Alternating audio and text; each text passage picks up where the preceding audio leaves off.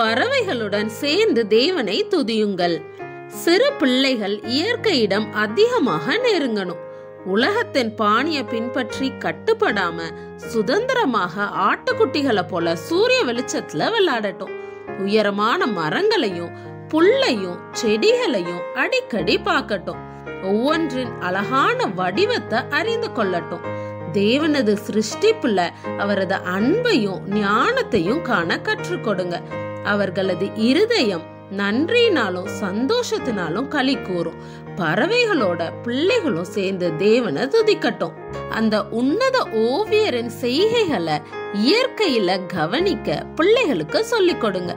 இயற்கையின் உயரிய கொள்கைகளை பின்பற்றி அவைகளை தங்களது குணங்களாக மாற்றிக்கொள்ளட்டும்.